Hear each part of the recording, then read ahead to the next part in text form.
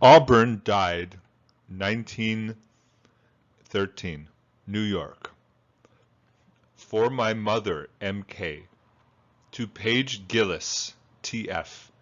With special thanks to Alice Adam Kazuk of the Schmomberg Center for Research in Black Culture for her time and expertise in revising this book. Step 4. Reading paragraphs. Step into reading. A history reader. Escape North. The story of Harriet Tubman. Brodas Plantation. Wilmington Shoe Shop. New Jersey. Delaware. Maryland. Born in 1820. Safe Houses. Camden. By Monica Culling. Illustrated by Teresa Flavin. Random House, New York. 1. Escape North. The night was dark. Cricket song filled the air. A woman hid outside a cabin. She whistled a song called "Go Down, Moses." A line in the song said, "Let my people go." Inside the cabin, the slaves knew that Harriet Tubman had come to lead her people out of slavery. It was 1851. Harriet Tubman was a conductor on the Underground Railroad. The Underground Railroad wasn't a real railroad. It was the name people gave the route, taking slaves north to freedom. Years before, a slave had run off. He seemed to disappear right in front of his owner's eyes. He must have gone on an underground railroad, said the owner. The story spread. There was a way north to the Free States. There were people who would help. They would hide you in their homes. These homes were stations on the Underground Railroad. Runaways ran from station to station until they reached a state where slavery was against the law. That Saturday night, 10 slaves answered Harriet's call to freedom. Field slaves had Sundays off, so the boss man wouldn't know they were gone until Monday. Then he and his dogs would come after them. If they were caught, they would be beaten, maybe to death. Harriet was there to make sure that didn't happen. She kept her eyes on one star in the sky, the North Star. She moved quickly, and the runaways followed. Suddenly, clouds covered the stars. Harriet had to make sure she was heading in the right direction. If she didn't, they could end up back at the plantation. Harriet ran her fingers over the bark of the tree nearest her. Daddy Ben had taught her that moss grew on the north side of trees. I'll have to find north the way my daddy taught me, she thought. Harriet closed her eyes and thought back to the lessons of long ago. She thought back to when she was a girl. 2. Born a slave. Harriet Tubman was born in Araminta, Ross in 1820. As a child, she was called Minty. Later, she took the name Harriet after her mother, who was called Old Rit. Harriet was born a slave on a tobacco plantation in Maryland. She and her family were the property of a man named Edward Brodas. That meant they had little say over their own lives. They could even be bought, they could even be sold and separated from each other. Harriet's family lived in a small cabin near the master's house. It had no windows and only a bare earth floor. The family slept on beds made of straw. They used rags for blankets. They didn't have much to eat. Harriet didn't go to school. Slaves weren't allowed to learn to read or write. Instead, she helped her mother cook. She carried buckets of water to the slaves working in the fields. She picked insects off tobacco plants. When Harriet was 7, she was sent to work for a neighbor, Mrs. Cook. Mrs. Cook made Harriet wind yarn all day. Sometimes the yarn broke. Then Mrs. Cook got out the whip. "You stupid girl," she yelled. "I'll show you what real work is." Mrs. Cook sent Harriet to work for Mr. Cook. Day after day, Harriet stood in the swamp, checking muskrat traps. Finally, she got sick, and Mr. Cook took her home. When she was well, Mr. Brodas sent her into the tobacco fields. In the fields, slaves worked long hours in the hot sun. If they didn't work fast enough, they were beaten. It didn't seem fair to Harriet.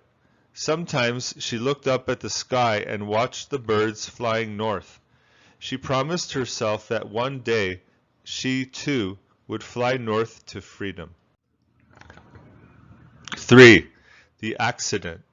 When Harriet was a teenager, a slave working in the fields ran off.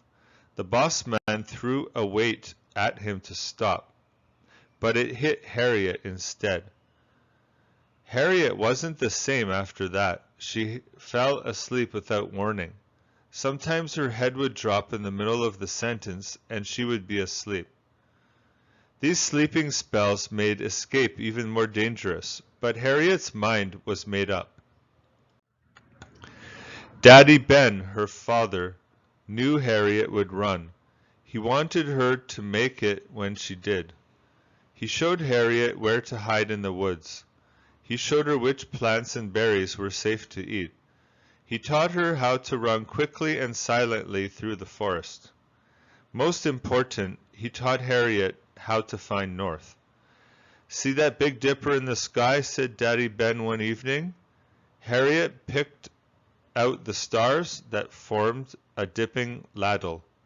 "See that bright star above the bowl?" asked Daddy Ben. "That's the North Star. Follow it and you'll be heading towards freedom." 4. Harriet escapes. Years went by. Whenever Harriet lost heart, she looked up at the North Star. When she was 28, Harriet fell in love with John Tubman. Slaves weren't allowed to marry, so they jumped the broom instead. A broom was laid on the floor. The couple jumped over it. When they landed, they were husband and wife. Harriet told John her plan to escape. "I have a right to freedom or death," she said. "I will have one or the other, since no one is going to bring me back alive." John didn't want trouble. He said he would tell Mr. Brodas if Harriet kept talking about running away. Harriet stopped talking about it, but she didn't stop thinking about it. One day, Harriet found out that she had been sold. It was time to act. Weeks before, a Quaker woman had offered to help. Quakers were religious people who believed that owning another human being was wrong. The woman gave Harriet directions to a safe house in Delaware, the next state over. The next Saturday, Harriet waited until John was asleep. She wrapped cornbread and salted herring in a handkerchief. She silently opened the cabin door. Outside, the North Star pointed the way. Harriet didn't look back. She took off into the woods, running fast. 5. Free at last. Harriet ran for hours. Sharp pains stabbed her sides, but she didn't stop. She followed the Choptank River to the Maryland border. As she ran, Harriet remembered Daddy Ben's words. "Walk through water when you can. The dogs will lose your scent. Harriet took off her shoes and stepped into the icy water. When the sun rose, she heard the baying of hounds. The boss man was on her trail. Harriet found a small island in a swamp. She hid in a hollow log. She was so tired she fell asleep. She didn't hear the slave catchers galloping past. In Camden, Delaware, Harriet found the safe house the Quaker woman had told her about. A brightly colored quilt hung on the clothesline.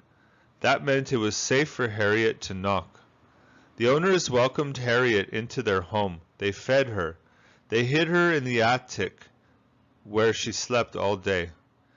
When night came, Harriet thanked them and ran for the next safe house. Once Harriet fell asleep on the road. She woke up just as a group of slave hunters were approaching. Harriet scrambled into a ditch and covered herself with mud. She prayed the hunters wouldn't see her. Somehow they never did. After days of running, Harriet crossed into the free state of Pennsylvania. She looked at her hands. She was the same person, but something about her had changed. Her hands belonged to her now, not to anyone else. Harriet Tubman was free. In Philadelphia, Harriet found a room to rent. She found work as a cook in a hotel. One day she met a man named William Still. He was the secretary of the American Anti-Slavery Society. Harriet went to the society's secret meetings. One night at a meeting, Harriet found out that her sister's family had escaped. They were hiding in Baltimore. They needed someone to lead them to safety. "I will lead them," said Harriet. The men at the meeting were shocked. There were no women conductors on the Underground Railroad. It was too dangerous. But Harriet would not be swayed. She was going to free her people, just like Moses in the Bible. 6. No turning back. That first trip had been long ago. Harriet remembered it as she felt the moss on the tree. She had made it then, and she would make it again. "This way," she told the runaways. Finally, the group reached a safe house. But the station master wouldn't let them in. He was afraid of the Fugitive Slave Act. The new law said that anyone helping runaways would be severely punished. Harriet led the group back into the woods. Everyone was so tired and hungry. One woman was so weak that Harriet had to carry her. Suddenly, one of the men stopped. "I'm going back," he said. "It's better to be a slave than suffer like this." Harriet stood in his way. If the slave catchers caught him, they would beat the secrets of the Underground Railroad out of him. Harriet couldn't let that happen. She pointed the gun at the man. "You run back and you'll never run again," she said. "Come with me now or die." The group trudged on. Finally, they found a safe house in Wilmington, Delaware. A Quaker named Thomas Garrett owned a shoe store. He had a secret room for runaways to hide in behind a wall of shoe boxes. When the runaways were ready to leave, he gave them each a pair of shoes. When they reached Philadelphia, William Still gave Harriet money to take the group to Canada. He wrote in his journal, "Harriet Tubman is not afraid." The idea that she could be caught at any time doesn't seem to enter her mind. 7. Saving Daddy Ben and Old Rit. Daddy Ben and Old Rit were now in their 70s. Running would be hard for them, but Harriet wanted her parents to know freedom. In 1857, she went back to Maryland and dressed as an old lady. Daddy Ben and Old Rit were overjoyed to see her. Harriet took an old horse and wagon from a nearby plantation. That night, Daddy Ben and old Rick climbed into the back of the wagon. Harriet covered them with blankets. She drove the horse as fast as she could. She wanted to be out of Maryland by daybreak. In Delaware, a Quaker railroad agent sold them train tickets. Daddy Ben and old Rick could hardly believe it. They had been slaves all their lives. Now Harriet was using Daddy Ben's lessons to bring them freedom. Number 8. Harriet's last years. In 1861, the Civil War broke out. President Abraham Lincoln wanted to free the slaves, but the southern states were against this. One by one, they left the Union. They formed a union of their own called Confederacy. A war tore the country apart. As always, Harriet was quick to join the fight. She worked as a spy and a scout for the North. She also worked as a nurse. In 1865, the North won the Civil War. The Underground Railroad stopped running. The fight to free the slaves was over. Harriet spent her later years in Auburn, New York, taking care of her parents. After many years, the government decided to give her a reward for her work. She used the money to build a home for elderly blacks who had no place to live.